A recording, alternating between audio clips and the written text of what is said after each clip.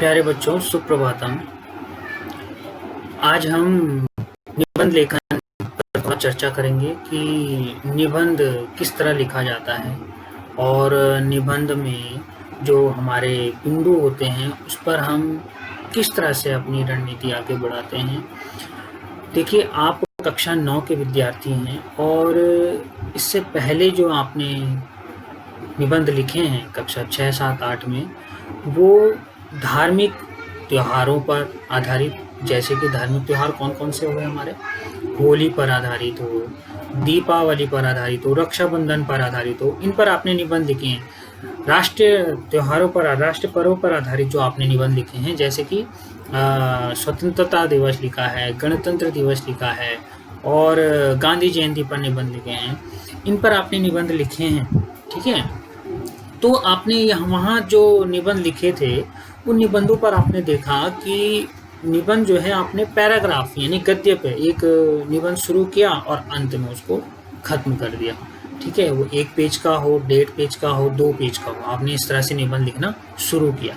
ठीक है, लेकिन अब जो है कक्षा 9 से जो आप पर निबंध आएगा वो संकेत बिंदु पर आधारित होगा। ठीक है, यानी आपको निबंध दिया जाएगा, एक निबंध का विषय होगा और उस विषय से संबंधित आपको हेडिंग्स यानी संकेत बिंदु दिए जाएंगे। 1, 2, 3, 4, 5 भी हो सकते हैं। इस तरह से आपको संकेत बिंदु दिए जाएंगे और उन संकेत बिंदु पर आधारित आपने निबंध लिखना है। तो वो कैसे लिखते हैं, किस तरह लिखते हैं, इसको समझाने के लिए मैंने आपके लिए वीडियो बनाया है। क्योंकि अब आने वाली कक्षाओं में, जैसे कि आप कक्षा 9 में हैं, फिर 10 में, 11 में, 12 में और इससे भी आगे अगर आप किसी प्रतियोगिता परीक्षा में जाएंगे तो वहाँ पर जो निबंध लिखे जाते हैं वो संकेत बिंदु पर आधारित ही होते हैं। ठीक है, तो आप जो है इस पर हम आज थोड़ा चर्चा कर लेते हैं। ठीक है, सर्वप्रथम जो है निबंध पर हम कुछ बात करते हैं कि निबंध जो है गद्य, आपको पता है हमारे जो हिंदी में जो है हम गद्य और पद्य 2 भाग में हिंदी को पढ़ते हैं। तो गद्य यानी जो हम कहानी होती है, रिपोर्टाज होती है, यात्रा वृत्तांत होते हैं, ठीक है, ये हमारे जो संस्मरण इत्यादि होते हैं, ये हमारे गद्य विधा में आते हैं। और पद्य में जो है हमारे काव्यखंड, कविता इत्यादि आते हैं। ठीक है, तो निबंध एक गद्य की एक विधा है। ठीक है, जिस तरह से कहानी है, यात्रा वृत्तांत है, रिपोर्टाज है, उसी तरह से निबंध भी एक गद्य की क्या है, एक विधा है। ठीक है, जिसमें क्या है, जो निबंधकार होता है, निबंध लिखने वाला जो होता है, वो किसी विषय को, ठीक है, अपने व्यक्तित्व का अंग बनाकर स्वतंत्र तरीके से उस पर लिखना शुरू कर देता है। ठीक है, 2 शब्दों को मिलाकर के बनता है निबंध। शब्द जो है 2 शब्दों को मिलाकर के बनता है, नी प्लस बंध। ठीक है, अर्थात कि पूरी तरह से कसा हुआ, बंधा हुआ। ठीक है, जिसका जो अर्थ होगा वो यह होगा कि निबंध जो है साहित्य की एक ऐसी विधा है जिसमें जो है लेखक अपने विचारों को पूर्णतः मौलिक रूप से, स्वतंत्र रूप से प्रस्तुत करता है। ठीक है, अब स्वतंत्र रूप से प्रस्तुत करता है तो आचार्य रामचंद्र शुक्ल जी ने भी क्या है, निबंध को जो है क्या बताया है, गद्य की कसौटी बताया है, कवियों की जो है कसौटी बताया है। ठीक है, तो गद्य जो है कवियों की कसौटी है, तो निबंध गद्य की भी कसौटी है, ये रामचंद्र शुक्ल जी ने कहा था। ठीक है, तो ये निबंध के विषय में थोड़ा सा बात हुई। अब आता है मुख्य बिंदु, यानी निबंध की जो विशेषताएं होनी चाहिए, जो आप निबंध लिखेंगे उस निबंध की विशेषताएं होनी चाहिए। अब वो निबंध की विशेषताएं हैं, सर्वप्रथम आपको क्या करना है, निबंध में विषय के अनुरूप भाषा होनी चाहिए। जो विषय होगा, जैसे कि आपको एक उदाहरण देता हूँ, विज्ञान पर हम निबंध लिख रहे हैं, चलिए स्वच्छ भारत अभियान पर हम निबंध लिख रहे हैं, तो स्वच्छ भारत अभियान पर जब हम निबंध लिखेंगे उस पर जो है आपको स्वच्छ भारत अभियान प्रस्तावना जो सबसे पहला संकेत बिंदु आएगा और उसके बाद के जो बिंदु आएंगे वो उस निबंध के विषय पर आधारित भाषा का हमने वहाँ पे चयन करना है।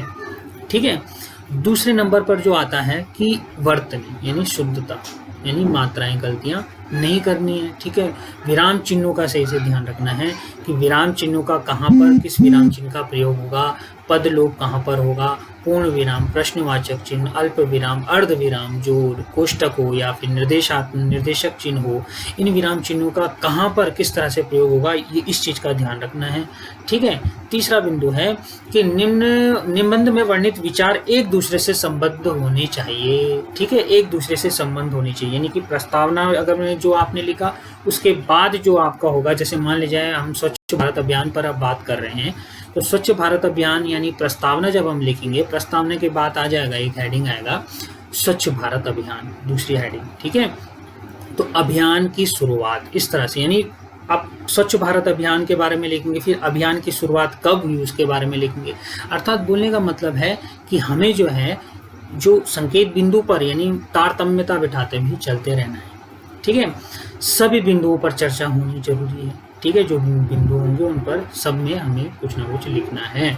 ठीक है, और जो हमारा जो पांचवा बिंदु है प्रस्तावना या भूमिका, एक ही नाम है, भूमिका और प्रस्तावना एक ही को कहते हैं। लिखते समय क्या है, हमें शीर्षक जो होगा हमारा उस पर चर्चा करते हैं। प्रस्तावना लिखते हैं जब हमारी सबसे पहली हेडिंग होती है प्रस्तावना। ठीक है, सबसे पहले संकेत बिंदु प्रस्तावना होता है। जब हम प्रस्तावना लिखते हैं तो प्रस्तावना में जो है हमें निबंध का जो शीर्षक होगा उस शीर्षक पर चर्चा करनी होती है। ठीक है, उस शीर्षक को समझना होगा। ठीक है, धीरे धीरे अभ्यास से सारा कुछ हो जाएगा। अभी जो है हम फिलहाल इतना समझते हैं कि निबंध हमने किस तरह लिखना है। अगला है जो लास्ट में प्रस्तावना के बाद जो बीच का विस्तार होता है वो संकेत बिंदु पर आधारित होते हैं, और अंत में जो उपसंहार होगा वो बहुत महत्वपूर्ण होता है। क्यों? क्योंकि पूरे निबंध का सार, पूरे निबंध का निचोड़ किस में आ जाता है, उपसंहार में आ जाता है। ठीक है, अंत में जो है आपने क्या है कि यदि निबंध लेखन में शब्द सीमा दी गई है जो कि आपको दी जाती है 200 शब्दों में या 250 शब्दों में आपको जो है निबंध लिखना होता है, तो उसका अवश्य ध्यान रखना है, विशेष ध्यान रखना है। ठीक है, कि हमारे जो निबंध होना चाहिए वो ना तो ज़्यादा छोटा होना चाहिए और ना ही इतना बड़ा हो जाना चाहिए कि जो है वो हद से पार हो जाए, इतना ज़्यादा बड़ा भी नहीं होना चाहिए। तो निबंध के मुख्य 3 बिंदु हैं, जैसे कि मैंने बताया। सबसे पहला आता है प्रस्तावना, ठीक है, भूमिका, ठीक है, जिसमें आपने निबंध का परिचय देना होता है। ठीक है, तो ये होता है निबंध के शीर्षक का परिचय आपने प्रस्तावना में देना होता है। तो प्रस्तावना पहला बिंदु है। दूसरा बिंदु विस्तार, यानी कि जो बीच के जो संकेत बिंदु होते हैं ये विस्तार होता है, निबंध का विस्तार। जो निबंध का विषय होगा उस विषय पर हमारा हमको जो है विस्तार करना होता है उन संकेत बिंदुओं पर। और अंतिम जो हमारा संकेत बिंदु होता है, तो जो अंग होता है निबंध का, वो होता है उपसंहार। ठीक है, तो हमारा जो प्रस्तावना और उपसंहार है बहुत महत्वपूर्ण है। तो उपसंहार जो होगा वहाँ पर हमें जो है पूरे निबंध का जो सार होता है, पूरे निबंध का क्या होना चाहिए, सारांश होता है, वो हम उपसंहार में लिखते हैं।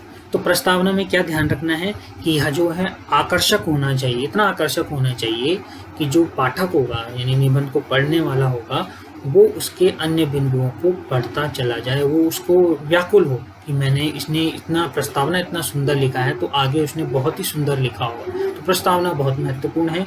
और अंत में उपसंहार भी बहुत महत्वपूर्ण होता है, क्योंकि जो है उपसंहार में पूरे निबंध का क्या आता है, सार आता है। ठीक है, तो ये थी निबंध लिखने के लिए कुछ महत्वपूर्ण बातें। इन सब चीज़ों को मैं आपको जो व्हाट्सएप के माध्यम से आपको सेंड कर दूंगा अभी।